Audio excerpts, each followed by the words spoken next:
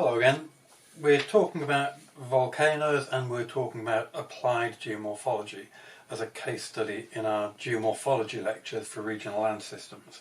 And I just want in this session to add a few more thoughts to some of the details that you've picked up through the items in your resource pack. Hopefully you've watched a couple of little introductory videos from YouTube, and you've got a copy of the slides that were on those YouTube lectures, and also included in there are some slides additional to the ones that were in the lectures that I included in your pack just so that you could have a few more things to look at and a few more things to stimulate some ideas of your own.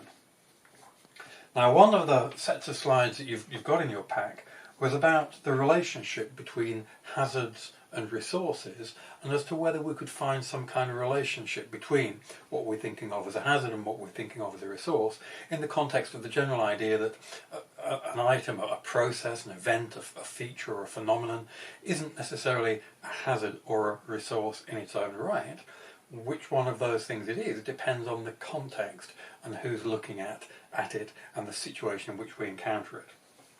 So, for example, one of the diagrams I think I showed you earlier was a model of, we take a particular process, and let's think about stream flow, for example.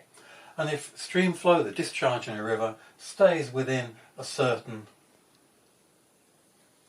region over time, high flow, low flow, if it stays in this kind of level over time, then we consider that to be a resource. However, if we drift up into this area, then we start talking about floods and we're thinking hazard. And if we drift down into this area, then we're looking at very low water levels and we're beginning to think about drought, another hazard. So the difference between hazard and resource isn't the difference between high and low, it's the difference between a green zone, if you like, in the middle and red zones on either side of that. So from that we can start thinking about how things change from being a hazard to a resource over the course of time. Is that the only kind of model that we might use, or is there another way of thinking about that? And we've been talking about volcanoes, so let's think about how volcanoes might change over the course of time between being a hazard and a resource and how we might represent that. And one of the things I'm going to be asking you to do here is think, well, what other phenomena could I represent in that same kind of way? So what else could you represent in that way that I was representing the river there with the green zone in the middle and the red zones above and below? And how might we think about a volcano over the course of time? On this one, let's do this one completely differently. So let's think about, and for this example, let's think of hazard value as being down at the bottom of our graph. So we have hazardous conditions and we have resource value up at the top of our graph, and we have time going from left to right. So if you encounter a volcano in the midst of an eruption, well, obviously that's a really hazardous environment, so we say, yes, extreme hazard for a volcano.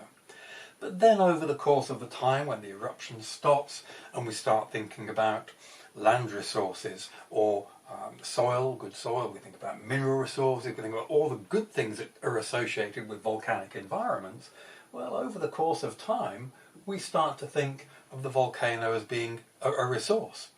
And that's why it was a hazard in the first place in lots of situations, because there were people there, because there were resources there. So there's definitely, again, a link between the hazard and the resource.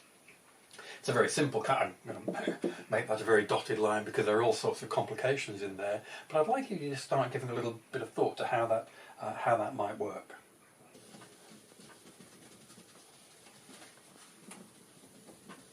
Now here's another diagram for you to think about, all these different ways that you might think these are rubbish, you might think that one of them makes sense, you might try to fit your different examples into these, but just give them a little bit of thought. So here's another one for you. Suppose we were to say that for any phenomenon, volcano, glacier, river, you could identify ways in which it was a hazard, some of which were extremely severe and some of which down here were less severe. You can also identify characteristics of that phenomenon that you would define as being beneficial, a resource. Now here's my question. I'd like you to give some thought to this. Suppose we were going to do a scattergram on here with glaciers, rivers, volcanoes, the wind, landslides, oil, all sorts of different, anything you can grab from the natural environment around you, the geomorphic environment around you. For each thing, think, well, how hazardous could it be? What's the worst? Is it, at its worst, a catastrophically dangerous phenomenon? Or is it actually not really that bad, even if it's not that dangerous? And for the same phenomenon, think, well, how good can it be? In the same way as we were saying for volcanoes, if you get caught in eruption, that's a really bad thing. If you go to an ancient volcano and you're extracting resources from the environment, then the volcano is a really good thing. So, for each item that you've allocated a hazard value to, also allocate to it a potential resource value. Has it got a minimal resource value, or does it have a huge resource value? And the question I'd like to ask is, do you think that things that tend to have low hazard value also have low resource value, and things that have high hazard potential also potentially have high resource potential? So if we plotted glaciers, rivers, etc. on a graph like this, would it end up like that, for example? Or, by contrast, do you think that that's rubbish? And in fact, things that have a very extreme hazard value don't actually have much good going for them. So they might be very hazardous, but not have much resource value. And things that have a lot of resource value, on the whole, you might argue, don't have much hazard value. So high resource value, and they're not very hazard. So maybe we have a graph going the other way down the page. Or maybe it's a total scatter, or maybe this is a really stupid way of looking at the whole idea that we're talking about. If you think it's a really stupid idea, I don't mind, that's great. Just because I'm throwing it at you in a lecture doesn't mean you have to believe it. It may well be nonsense, but I want you to think about it. So there are a number of different graphs that I've thrown at you there. I'd just like you to play around with them and see if you can come up with some kind of relationship between hazards and resources. Maybe something grand that applies to all hazards and all resources, or maybe something more specific, more local, that applies to a particular type of process or environment.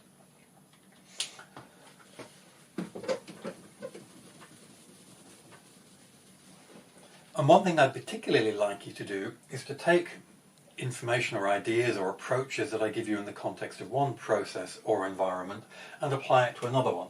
So I said at the beginning of this session that for stream flow, for discharge, we had a safe zone in the middle, and then we had danger zones either too high for flood or too low for drought. Well, what if we replaced river discharge with phenomena of your choice here? Volcanoes, rivers, landslides, anything else. Can you treat them in that way, or did that example only really apply to rivers? Try and fix different items into the models that you're presented with for one particular example. While I was talking there, I touched on an idea that I want to come back to, and again point you back to some of the slides that you have in your resource pack. And I suggested that maybe we can link hazards and resources together in some kind of grand system of how everything works. And my suggestion is this, that we can identify geomorphic processes. And some people say, oh yes, that process, it's a hazard, there's a volcano erupting, there's far too much water coming down this river, and so that process is generating the hazard that we need to be aware of, or that we need to do something about. I'm going to suggest to you that no, that isn't the way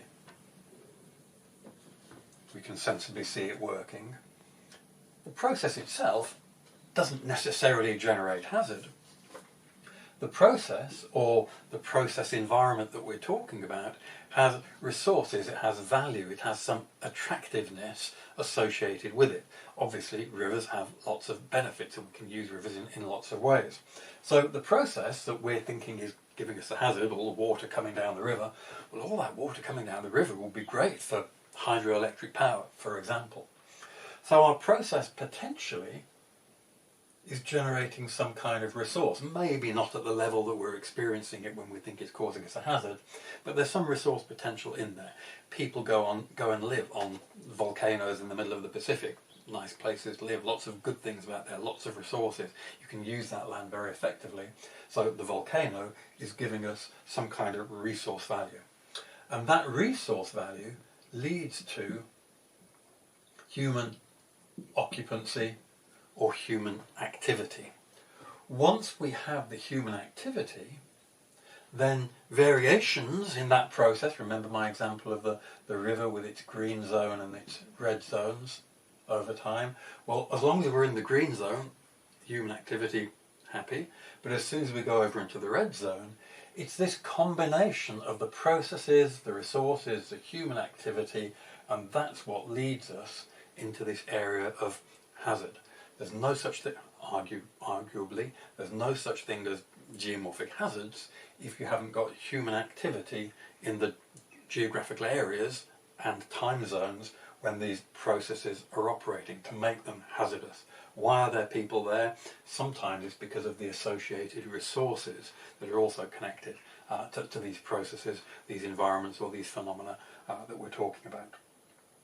So there are lots of different ideas there to just try juggling around and give yourself some mind experiments, if you like, to try to put hazards and resources and processes and environments and human activity all into a model together. There's another topic that I'd like to say a little bit more about in the context of volcanoes. In the videos you've been watching, in the resource pack slides that you have, there's a section where we ask what determines the form of volcanic landforms. And I suggest in the slide pack that for volcanoes, it's things such as the tectonic setting, the environment, the nature of the material, which is connected to the tectonic setting and the environment, the nature of the extrusion, again connected to tectonic setting, and subsequent events in the long-term evolution, both the volcanic evolution and the post-volcanic evolution of the volcano. And we talked, for example, about the volcano Chimborazo, which has a very distinctive morphology with three separate visible units associated with three separate periods of volcanic activity. And I showed you the geological cross-section and the morphological characteristics of that volcano in those earlier slides. So there are a number of things going on in there that we can pull out and say, well, that applies to volcanic geomorphology, the tectonic setting, the energy interacting with materials, the processes that are interfering with different kinds of things. All that applies to volcanoes, and we can explain individual volcanic features in terms of those particular controls. That's great, that's fine, we can read all up about volcanoes and become experts on volcanoes if we want to, but that's not really my point right now. My point right now is that it's useful for us to become experts on volcanoes or rivers or glaciers, partly because we want to see the big picture, we want to see the connections. Are the same things that are controlling volcanic geomorphology, are those the same things that are controlling fluvial geomorphology or glacial geomorphology?